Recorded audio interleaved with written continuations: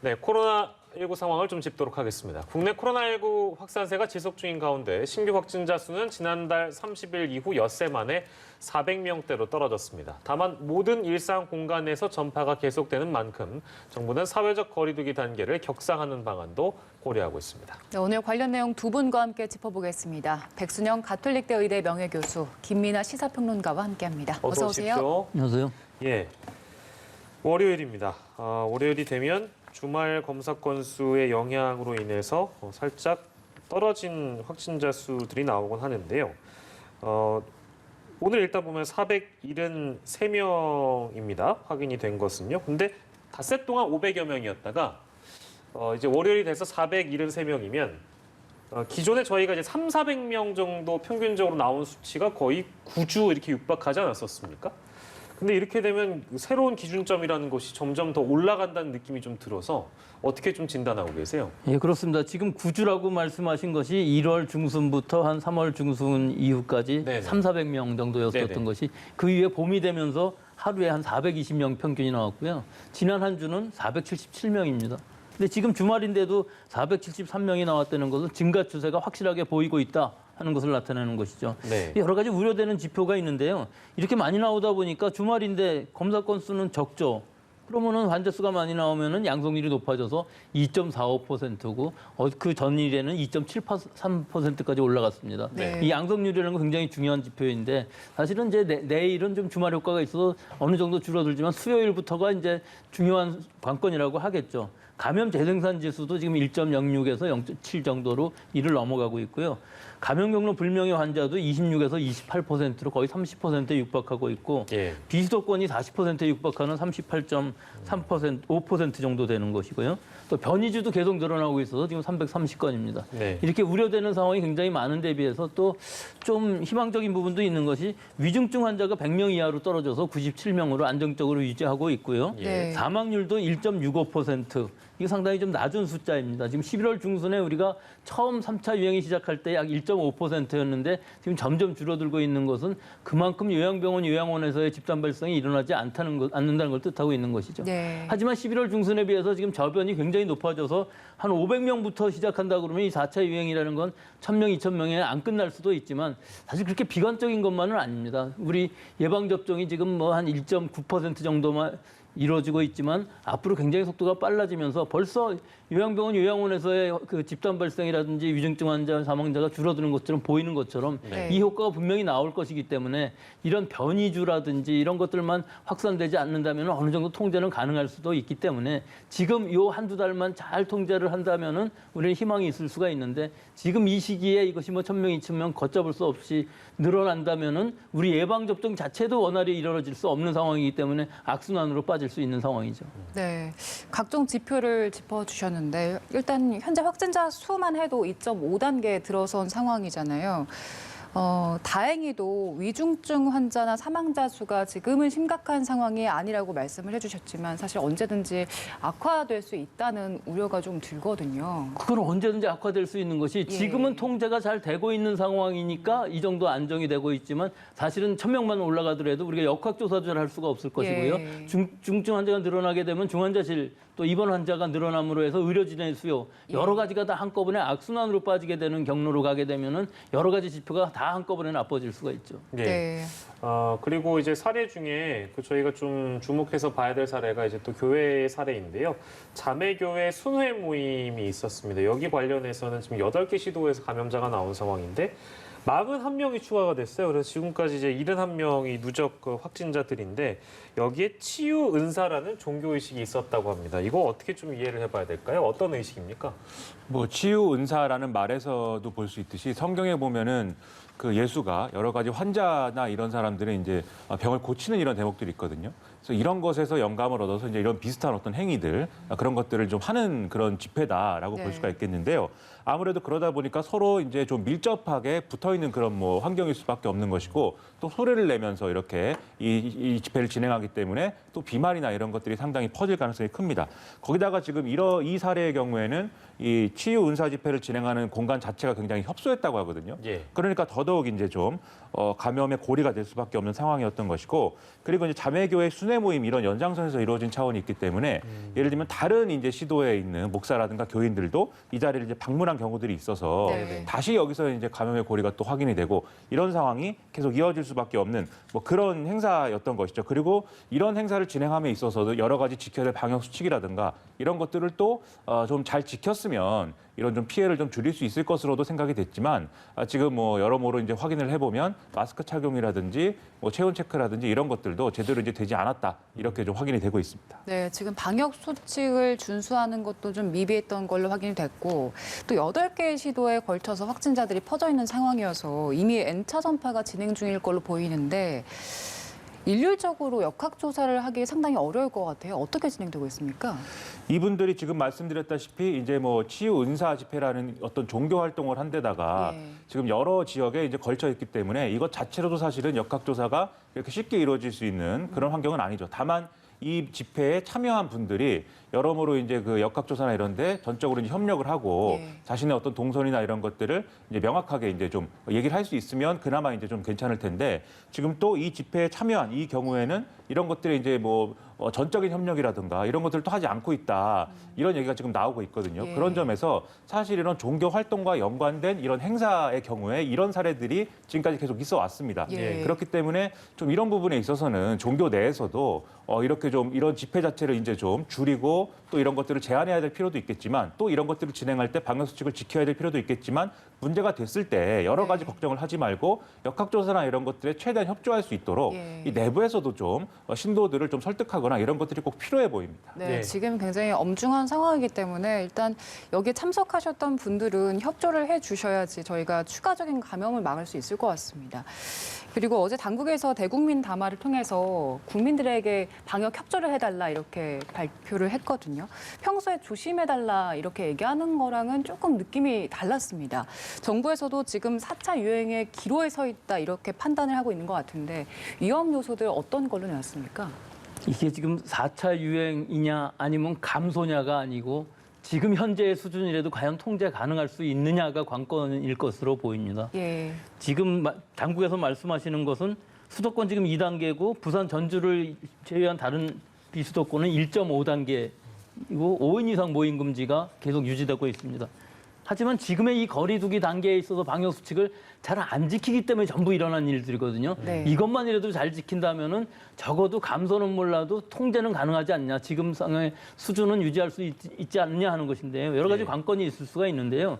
지금 지역사회 저변에 무증상 환자들이 상당히 많이 있는데 이 모임이라든지 방역 수칙을 잘 지킨다든지 함으로 해서 좀 N차 감염의 고리를 끊어주는 것하고 지금 여러 사례들에서 보면 유흥업소라든지 교회 중심으로 집단 발생이 일어나면서 이 집단 발생이 가족이라든지 친지, 직장을 통해서 지역사회에 전파가 되는 것이 확실히 빨라지고 있거든요. 그러니까 이런 부분들을 어떻게 막을 수 있느냐는 것. 또 예방접종 속도를 지금보다 훨씬 빠르게 해서 6월까지 1,200만 명을 원활히 마칠 수 있느냐는 것.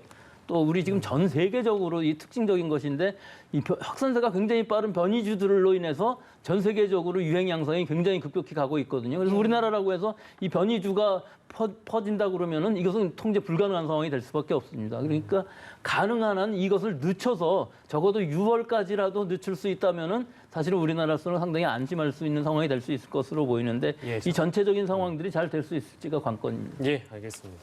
저희가 결국엔 이 4차 유행이냐 아니냐 갈림길에서 어떤 부분들을 좀 신경을 써야 되는가에 대한 질문을 백순영 교수께 드렸는데 브리핑에서도 마찬가지로 방역 당국에서 아주 뭐 유사한 답변이 나왔기 때문에 뭐 이어서 들어봤습니다만 여러 차원에서 신경을 좀 써야 될 것 같습니다. 뭐 방역 수칙이 기본적으로 준수되고 있느냐 이건 굉장히 뭐 기본적인 부분인 것 같고 뭐 모임에 대한 부분이나 뭐 예방 접종이 얼마나 좀 속도감 있게 이루어지냐 이런 부분들에 대한 얘기 언급이 나왔는데 좀 어떻게 평가하시겠습니까?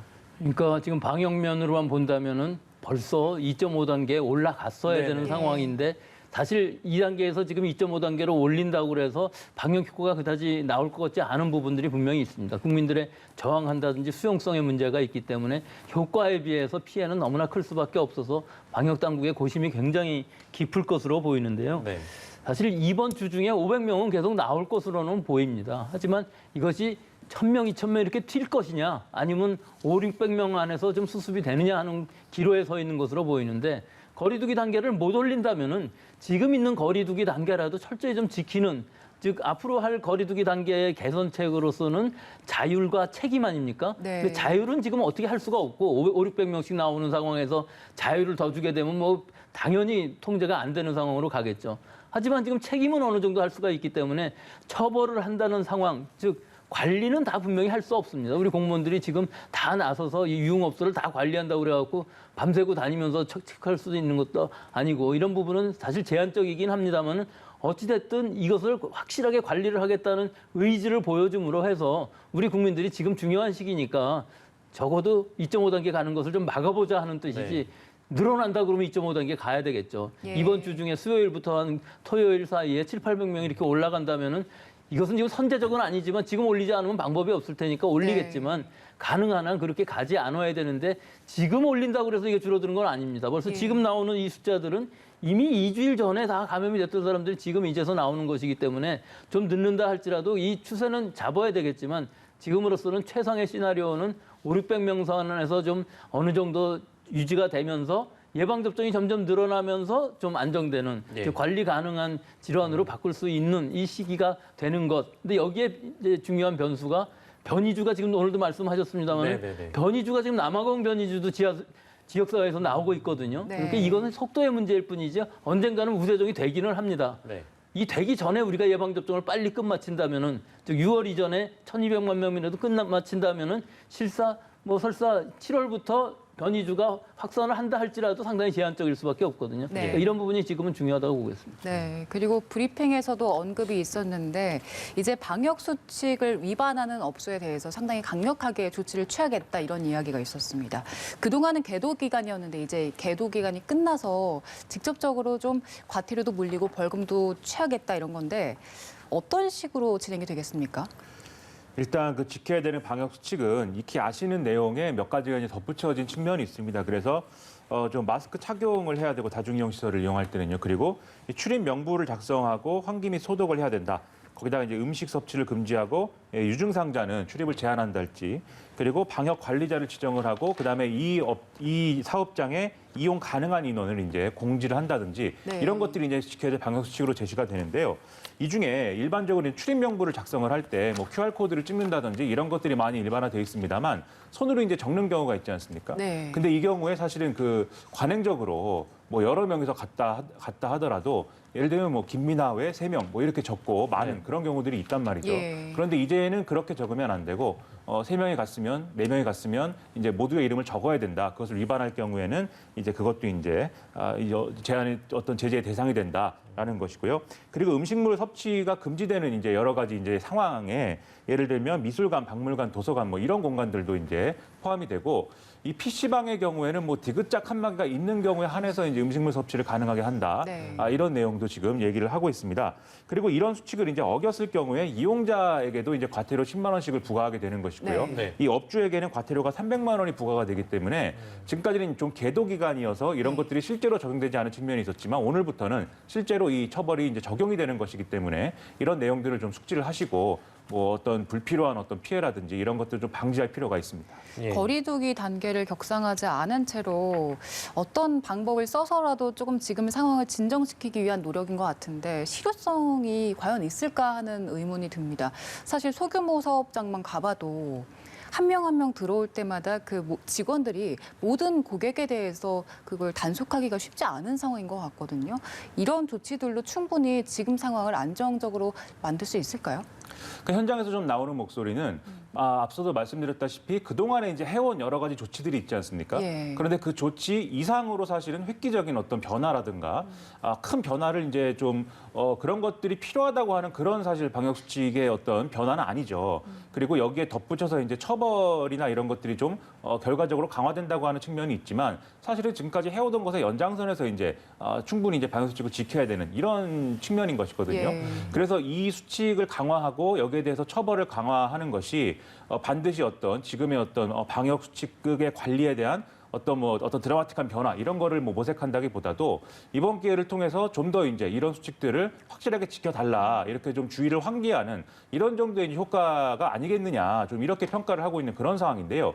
이게 아무래도 우리가 어쨌든 좀 민주주의 사회에 살고 있는데 이 모든 것들을 어쨌든 국가 권력으로 모든 것을 통제하고 모든 것을 또 강제할 수도 없는 거 아니겠습니까? 예. 그래서 좀 이렇게 방역 당국이 할 수 있는 만큼 뭐 조치를 여러 가지를 취하고 있습니다만 결국은 이제 국민들의 의식이나 이런 것들이 협조를 구할 수밖에 없는 대목이고 지금 말씀하셨다시피 예를 들면 음식점이라든가 그리고 지금 계속 집단 감염에 고리가 되고 있는 유흥주점이라든가 예. 이런 곳의 일부의 경우에는 방역 수칙이 전혀 안 지켜지고 있기 때문에 거기서 집단 감염이 일어나고 있는 거거든요.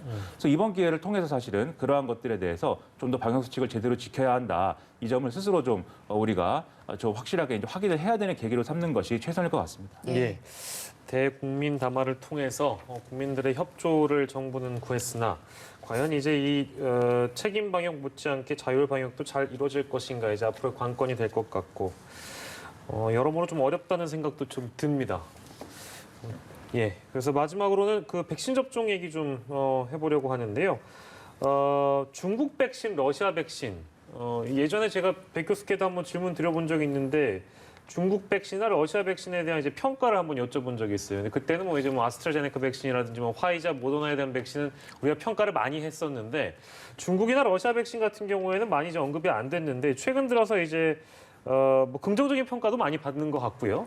이거 지금 이쪽 백신도 검토해야 된다는 목소리가 나오는 상황인 것 같은데 대안이 좀 될 수 있다고 보십니까? 예, 어떻게 충분히 대안이 될 수 있고 검토도 해봐야 됩니다. 그런데 중국 백신의 경우에 있어서는 사실 3차 임상 결과가 공개적으로 나오지 않았기 때문에 신뢰성이 많이 떨어지는 데 비해서 러시아의 스푸트니크 V 백신 같은 경우는 란셋의 3상 결과가 91.4%로 굉장히 높은 결과가 나왔는데도 불구하고 전 세계적으로 신뢰성은 그다지 높지 않죠. 네. 하지만 이 근본 플랫폼을 보면은 러시아 백신이 굉장히 좋습니다. 아데노바이러스 26번하고 5번하고를 1, 2차에 나눠서 하기 때문에 사실은 아스트라제네카처럼 1차, 2차가 똑같은 백신이라고 그러면은 그 아데노바이러스에 대한 항체가 2차에 생기기 때문에 효과가 굉장히 떨어지거든요.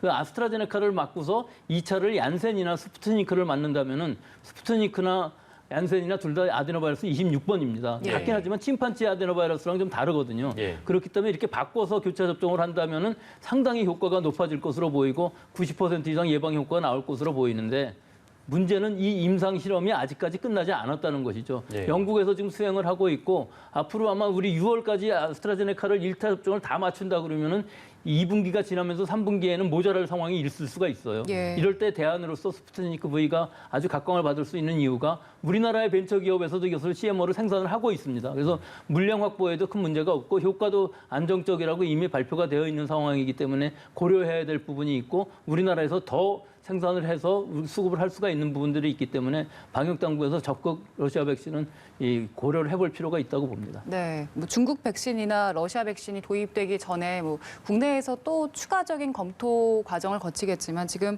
아르헨티나 대통령은 러시아 백신을 접종 받았는데 2차례 받았는데도 코로나에 감염이 됐잖아요. 그렇다면 저희가 이 결과는 어떻게 봐야 되는 겁니까? 그거는 무시해도 되는 결과입니다. 모든 백신이 100% 감염을 막아주는 것은 아니고요. 일단 감염이 되었다 할지라도 무증상 경증으로 끝나고 항체가 더 생긴다면 아무 예. 문제가 없는 것이거든요. 지금 아스트라제네카 같은 경우도 마찬가지입니다. 뭐 80% 정도 1차 접종을 받고 한 달 후 정도면은 90% 정도 효과가 있다고는 하지만 이것은 입원을 예방하는 효과지 감염이 안 된다는 것은 아니거든요. 예. 그러니까 감염 자체는 된다 할지라도 다른 사람들한테 좀 옮겨줄 수는 있을지 몰라도 나 자신은 예방 효과가 생기는 것이기 때문에 예. 이 부분은 우리가 뭐 이 파이자 백신 같은 게 95%라도 좋다 뭐 이런 얘기가 아니라 결국은 한 개인으로 보면은 내가 예방 주사를 맞고 위중증 또 입원하는 정도 또는 중증으로 가지 않고 잘 회복이 된 후에 항체가 생기고 또 그 사람들이 다 모임으로 해갖고 예방 주사를 맞지 않은 사람도 보호를 할 수가 있는 게 집단 면역이기 때문에 예. 지금 2번 접종을 받았는데도 감염되는 사람이 생긴다. 이건 뭐 얼마든지 있을 수 있는 일이고 그 사람이 만약에 중증으로 간다 그러면 큰 문제가 되겠지만 이번 예방 효과는 확실하게 100% 되는 것이기 때문에 예. 이것은 걱정하지 않아도 될 상황이라고 봅니다. 네, 주목받고 있는 러시아 백신 도입 충분히 고려해 볼 만하다라는 말씀까지 저희가 들었고요. 오늘 코로나19 상황 함께 해봤습니다. 백순영 가톨릭대의대 명예교수, 김민하 평론가는 이어지는 시간도 함께 하도록 하겠습니다. 교수님 먼저 인사드리죠. 고생하셨습니다.